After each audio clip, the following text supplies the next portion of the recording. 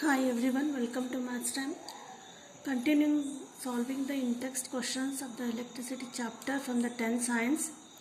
In that, the question is on what factors the resistance of the conductor depends. So in a circuit, when we connect the resistance, a conductor or any metal, so how the resistance of that conductor depends. So depending upon the resistance, the current flow will be there. So the resistance of a conductor depends upon the following. One is length of the conductor, second is cross section area of the conductor, material of the conductor and temperature of the conductor. So suppose this is the conductor, this is a point and this is connected to a circuit, battery cell, key, ammeter and voltmeter. So this is the resistance or some metal or alloy is connected to the circuit and current passes through this I. Suppose resistance is R and voltmeter reading is read here, that is V. So V is the voltmeter reading, that is potential difference, R is the resistance and I is the current. Then this depends upon what factors? So this resistance depends upon the length of the conductor. So this length and cross section area of the conductor, that is thickness of the conductor, material of the conductor, whether it is alloy or a different type of metals, and temperature of the conductor or at what temperature the current is flowing in the resistor. And next question is, will current flow more easily through the thick wire or a thin wire of the same material when connected with the same source Y? So I will explain with an example. This is also given in the textbook and also I have explained in the previous video also. So when this is the XY is the current length of the wire. Suppose this is L and area of cross section is A, and this is connected to the battery cell, key and ammeter. This reads the current and connection is closed, and to measure the potential difference between these 2 points, length of the conductor is L, this from this point to this point, this is connected to the voltmeter V. Then what they say, will current flow more easily through the thick wire or a thin wire? Suppose this is only 1 centimeter length or 2 centimeter length and area of cross section is less here. Suppose in the next circuit this is removed and thickness of this conductor is made more, area of cross section is more. Then when we observe the current reading, we observe that the current will increase when the length of the resistance is more and the length of the resistor is more. So the current will flow more easily through the thick wire because the resistance of the conductor is inversely proportional to the cross section area. So the formula for this is resistance is directly proportional to the length of the conductor.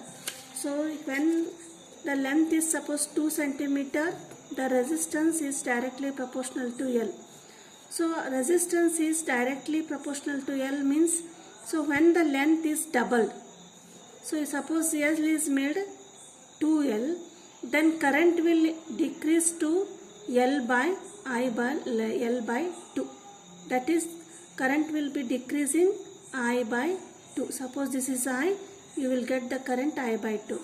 If the area of cross section or it is made more thickness, then resistance will decrease here and current will increase. That is, R is inversely proportional to area of cross section. So how will you write? R is directly proportional to L and R is inversely proportional to the cross section area. So when it is length is directly proportional means what? Resistance increase means current I decreases here, and when increases resistance decreases according to the area of cross section means current increases. So when the thickness of the wire increases, resistance also decreases and current increases. So they are asking the current will flow more easily through thick wire. Whereas the thickness increases, resistance decreases and current increases, because the resistance of the conductor is inversely proportional to its cross section area. And next question is it is of a problem type. Let the resistance of an electric component remains constant while the potential difference across the two ends of the component decreases to half of its former value. What change will occur in the current through it? So what is the meaning of this question? The resistance of an electrical component. So this is the resistance, and here this is the conductor or the metal through which the current passes, XY. So what is at the here?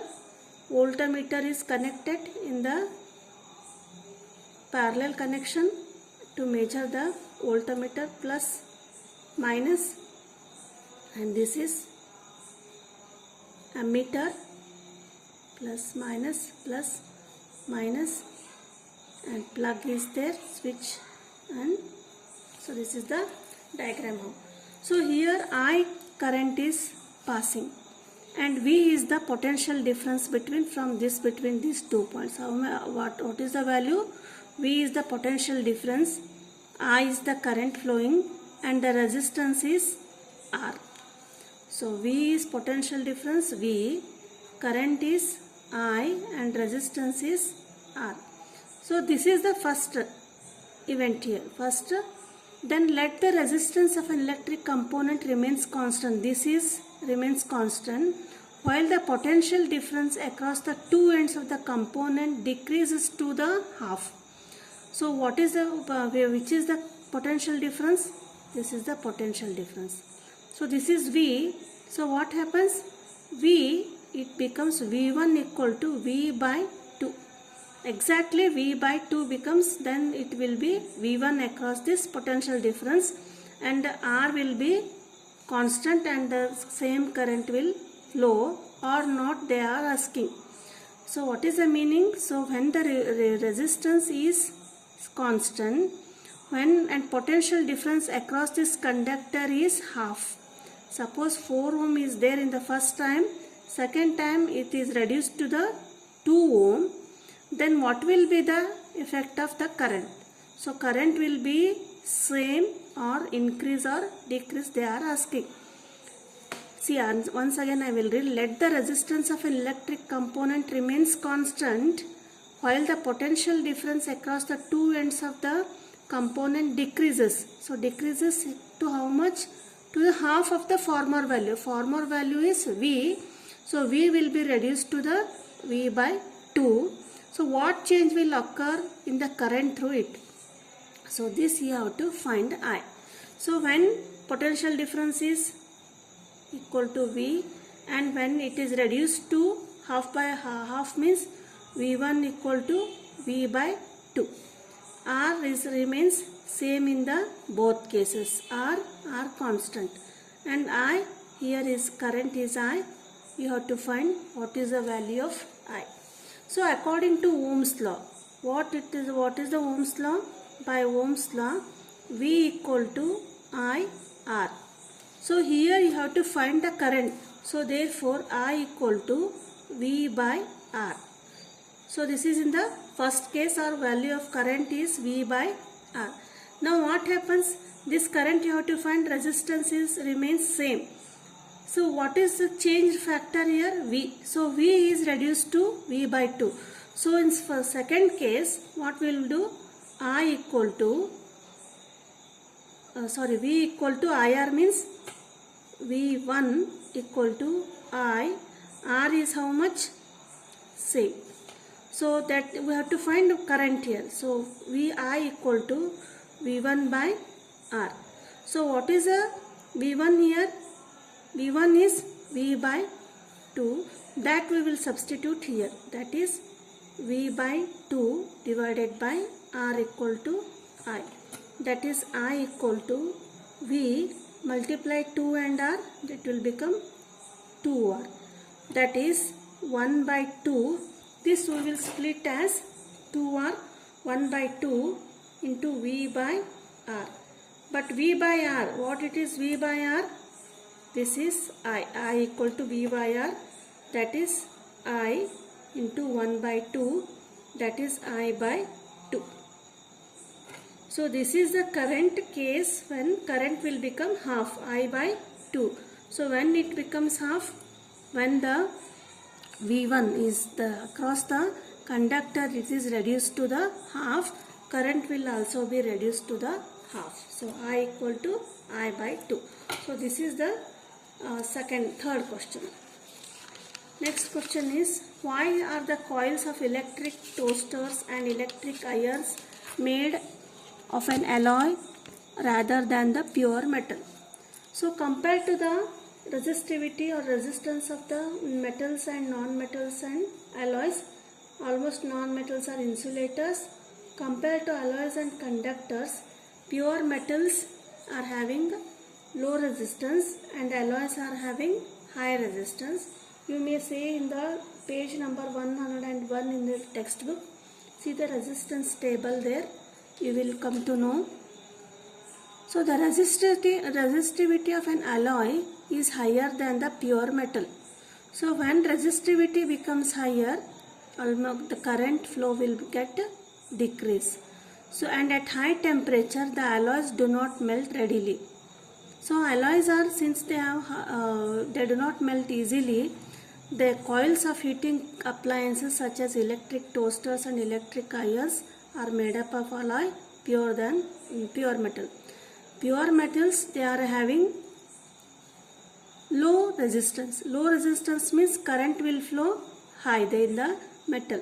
So when current flows high, the metal will easily melt than the alloy.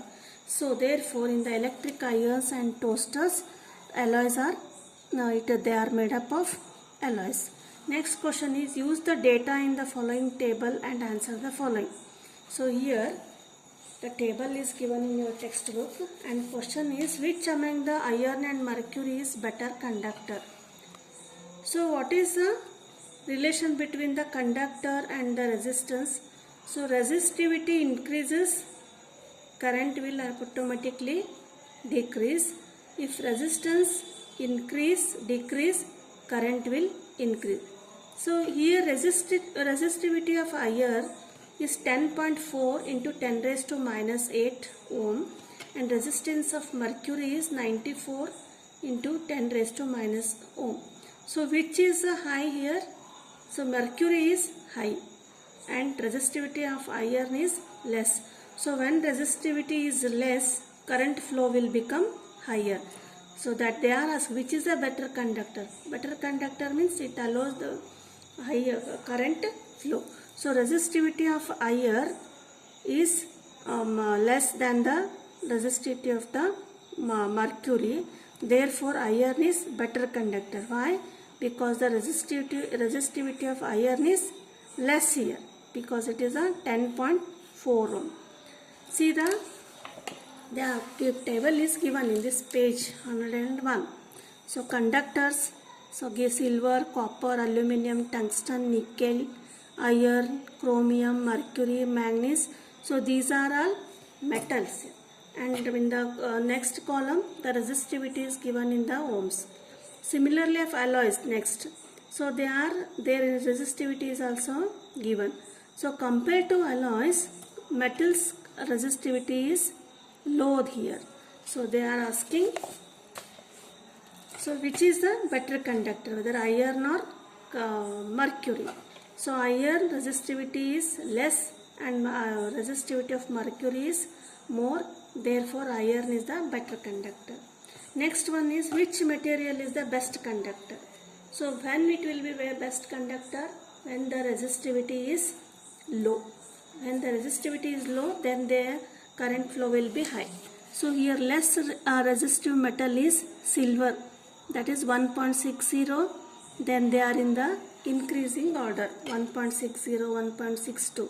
So silver is the less resistive metal and this is the good conductor or the best conductor. We have asked which material is the best conductor in the given column. So there is no such problems are not given. Just you have to observe the table and to answer the question. Thank you.